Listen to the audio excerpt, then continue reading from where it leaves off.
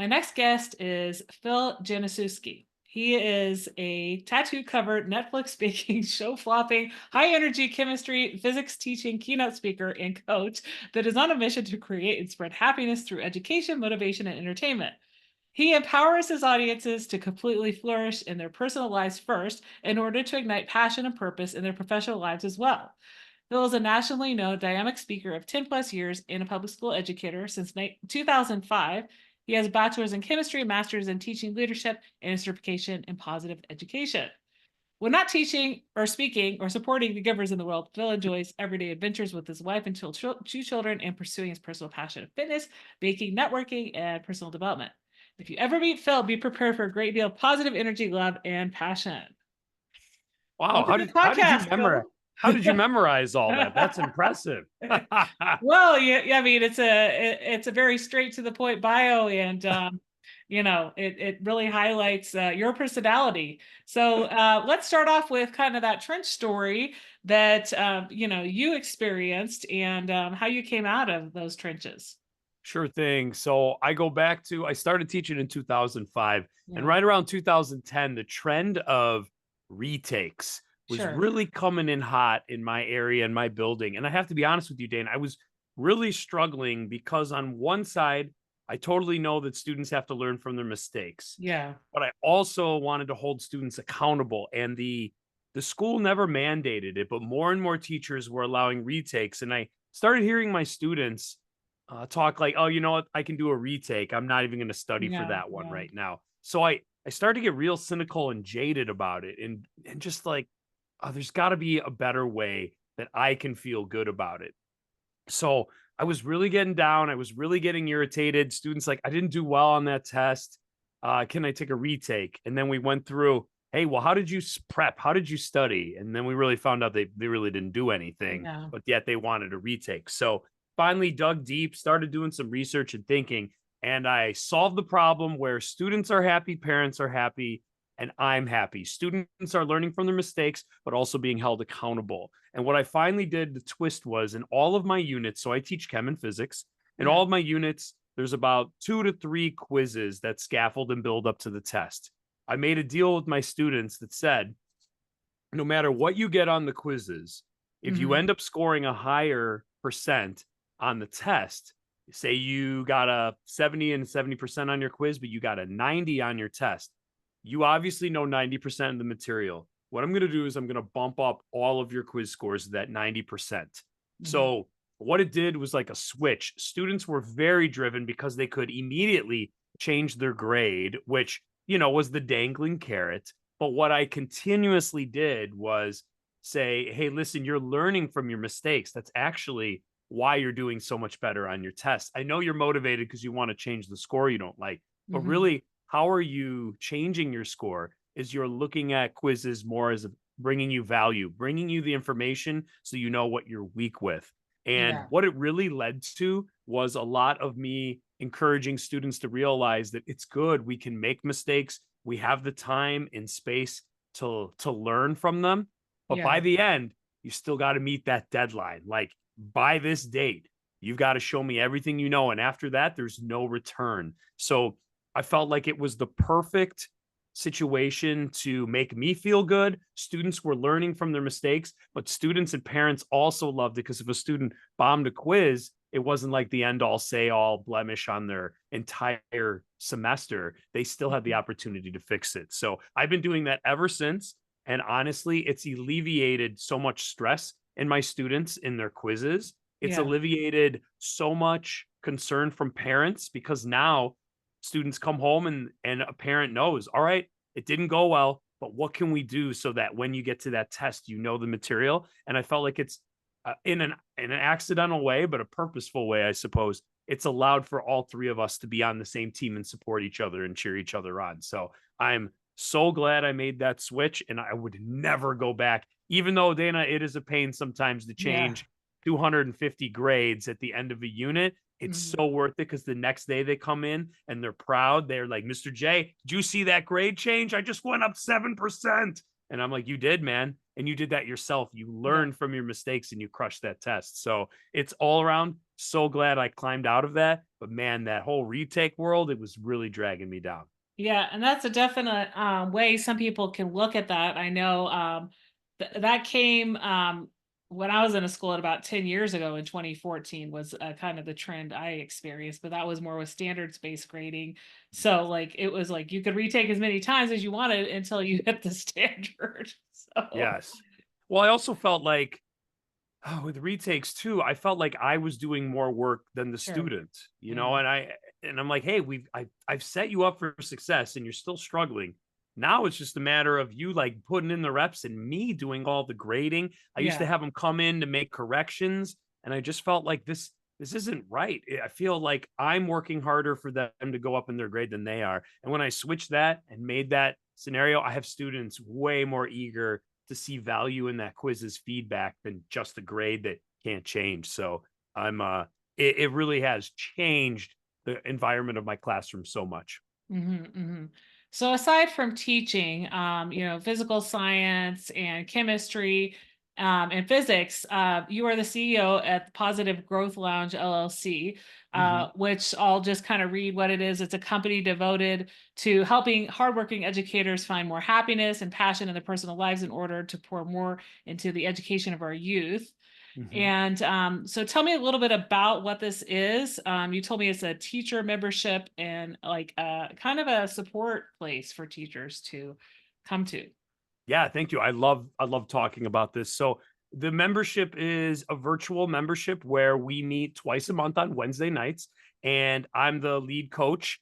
Every time we meet, we have teachers from across the United States. We Hmm. come together and we always have one new theme in mind that's positive psychology research backed. Hmm. So it's something, think of it as SEL for us as teachers. And Yeah. every time we meet up, we all lean on each other, talk about how our last 2 weeks went, what were our challenges, what were our wins. It's a great place to brainstorm. It's also awesome, Dana, like me talking to teachers in California and Louisiana, like the nation's just different and we have different ideas and approaches. It's so energizing to get that, but also have that camaraderie that, yep, April is rough for school and children, even in California, not just Yeah. Illinois. So, you Yeah. could, the little bit of the commiserating is something we don't focus on, but it definitely, you feel like seen and heard. So we dig in. The last time we met up, I know we were talking about like healthy boundaries and the Hmm. importance of play and the research behind how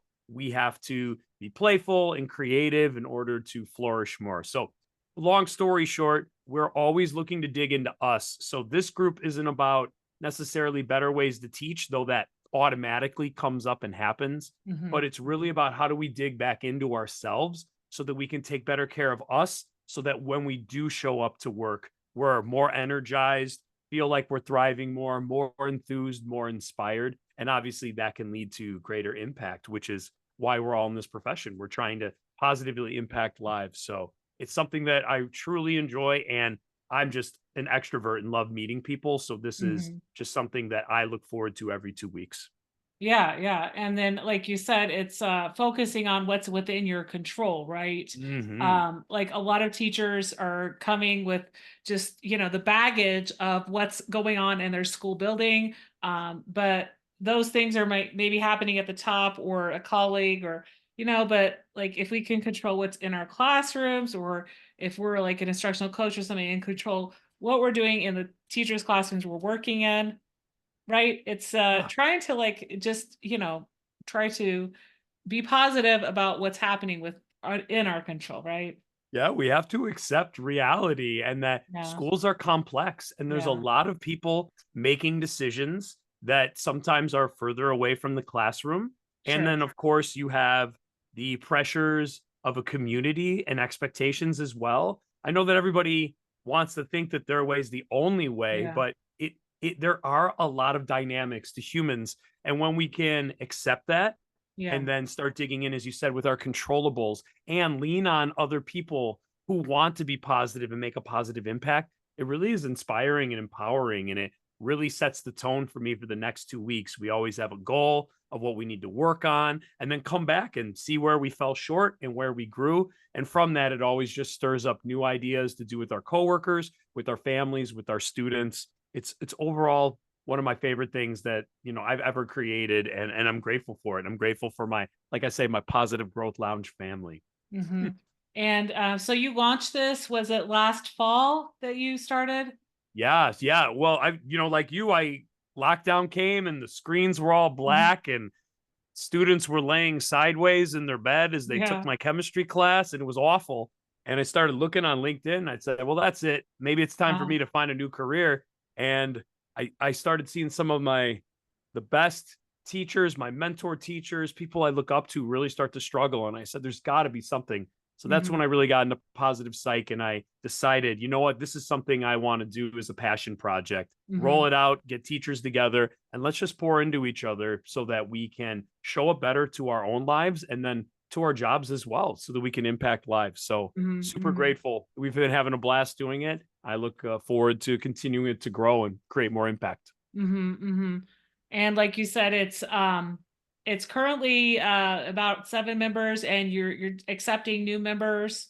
Yeah. Yeah, I like to Okay. say that we are definitely small but mighty. So Yeah, yeah, if anyone's listening and interested, they're always welcome to come and jump in for a free meetup just to see if it's their vibe, right? sure. Maybe we're too happy, Dana. We know, we get it. Uh Yeah. but we're not like a membership of 300 where it's very impersonal. It's really just a lot of one-on-one talking and sharing and growing and brainstorming together. So if anyone's looking for just like a small group, think of it like your positive a lunch group that you would join.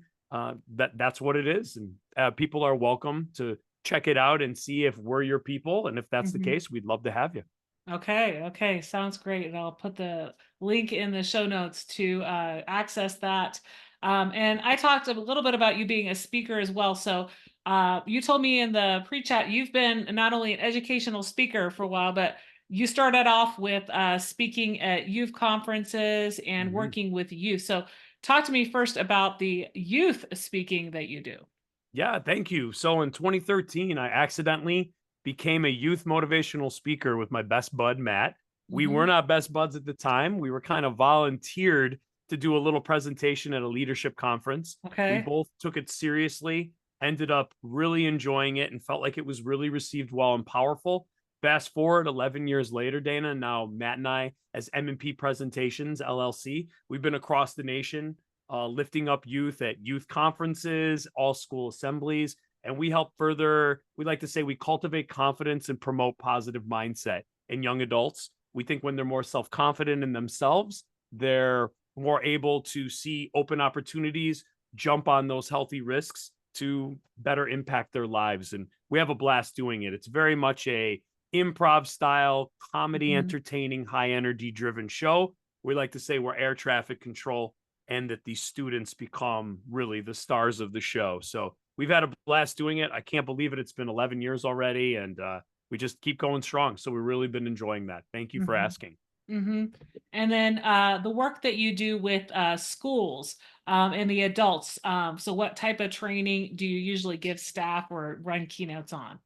Yeah, absolutely. Thank you for asking. So yeah, after COVID, I really felt like we need to pour more into our teachers. So I was really called to do that. I ended up going through the Flourishing Center and getting my positive education certification. And then Mhm. I just started trying to reach out to schools to pour into staff. So I love to talk to staff about 3 steps towards flourishing even more in their personal lives first, so that they Mhm. can show up better to work, kind of as you said in my intro. So I love to dig into our ERS, the things that we are that fill us up. Like I'm a father, I'm a networker, I'm a creator, I'm a speaker. When we know those ERS, the things that fill us up, are we intentional? Then about building them into our daily schedule so Yeah. that our lives automatically hit on the things that light us up. And then from there, once we're feeling good and we've got our pitcher not always draining, but at least sustaining, then how do we take our individual unique gifts and passions, and then how do we give that away? How do we give that to our students, our coworkers, our families, our communities? So when we do that, and everything's, obviously positive, psychology backed, research based, but when we do all 3 of those things, we really start to feel like we're thriving instead of surviving, like we're being able to feel inspired instead of just tired, I'd like to say. Mhm. Mhm. Well, speaking about those buckets and the things that keep you going, just from your bio and what we've already discussed, people probably can have gotten the impression that you're a pretty busy guy, Yeah. despite what you're doing in your day job, and you have a family as well. So, tell me a little bit about the structure that you have to keep everything going, and like how like at your school, with the lesson planning and then like keynotes, how do you get everything done? Yeah, thank you for asking. That's a common question, and I take it as a super big compliment. Like people are like, "How do you do all this and not be awful at everything?" I love that question. And that's actually one of the things I love talking to teachers about. Is I go through my Monday through Friday daily schedule. So I have a Uh-huh. very rigid, strict schedule that starts every day. And Dane, I don't know if you've a schedule, but as you know, the schedule never goes perfectly. But at Yeah. least I have a set schedule to begin the day. So all of my time from the time I wake up to the time I go to bed is pretty much scheduled for certain set things. Uh-huh. And when I wake up, I'm a big person, believer in getting my exercise done, warming up for the day. When I'm at work, I'm very much structured and rigid so that I'm being efficient. As we mentioned and talked about earlier when we met, the fact that I've been teaching chemistry and physics for 19 years now Mhm. has allowed me to have a really nice, solid foundation so that every year when we revisit same subjects, how Mhm. can I make it even better than the year before? As you know, that no longer takes 3 hours, but that can Mhm. take 15 minutes here, Sure. 30 minutes here. It's much more manageable now that I'm 41 years old and been teaching 19 years than it Mhm. was in my first 2, 3 years of teaching. So I'm very lucky that I have a solid foundation of things tried and true that work. And then from there, just always trying to make it better. So, as far as an overwhelming part, luckily for me, I have a really great system that allows me to be successful at work, for students to be successful, and for me to not feel like I'm burning out anymore. And Mhm. then when I'm leaving work, it's everything scheduled out from time I have with my children to when I'm cooking dinner to time answering emails in my 2 different businesses to time to just to be able to be with my wife and chat. I basically have that all planned out daily. And then from there, when something moves in, I can move it out and then find other places to move it. But I'm Mhm. definitely a structured person. I have no hobbies, Dana, besides my businesses, my family, and then, of course, like my exercising and that. So Yeah. my businesses are my personal Yeah. hobbies. So I don't really watch TV except on the weekends for an hour and a half on Friday nights and Saturday nights with my wife. Yeah. Otherwise, like that's it. I'm reading, growing my business, learning, being with family. Yeah.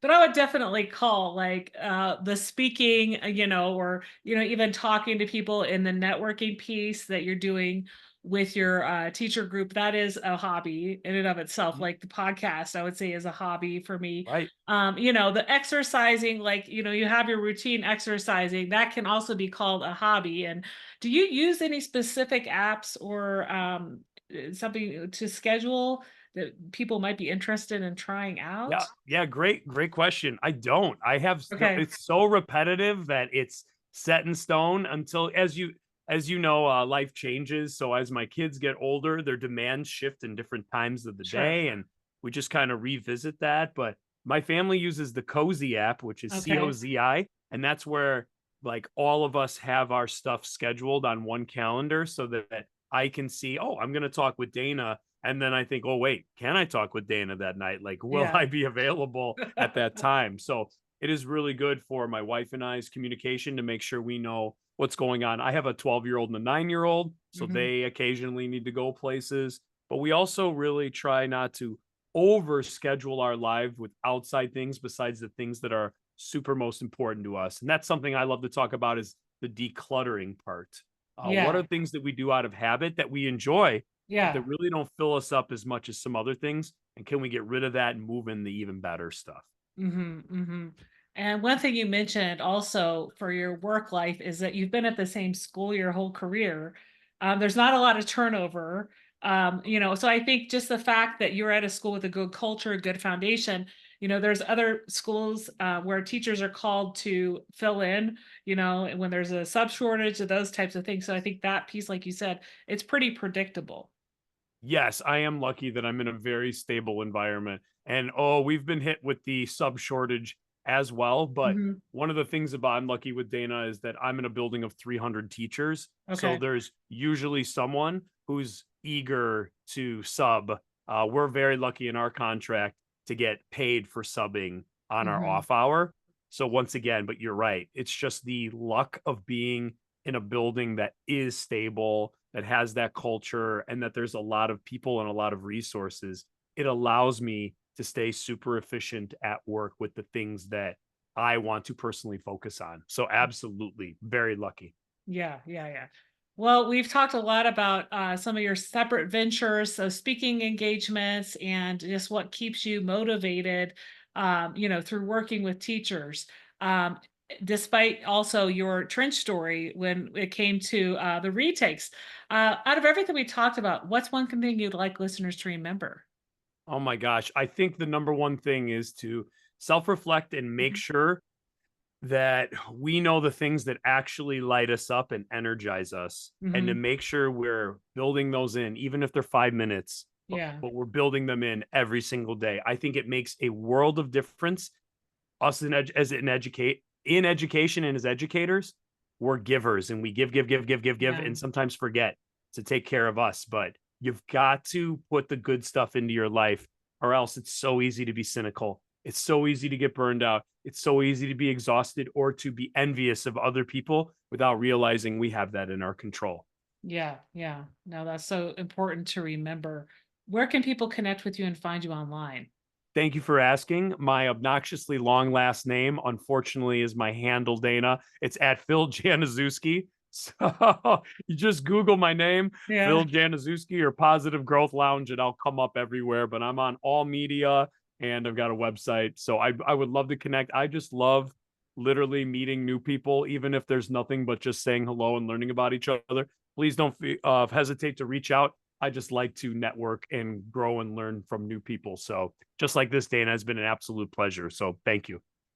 Well, I'll make sure I include all those links in the show notes. You also give me the link to subscribe to Positive Growth Lounge emails. Mm. So I will make sure everybody gets those. You have a YouTube channel, TikTok channel, so they can access some of your videos. Well, thank you so much for being on the Out of the Trenches podcast. It was really a pleasure talking with you, getting to know you, and hearing how you can serve other educators. Oh, thank you, Dana. I appreciate your time and creating the space. I know this is one of your passion projects and it shows. I really appreciate you putting this good energy out there for everybody.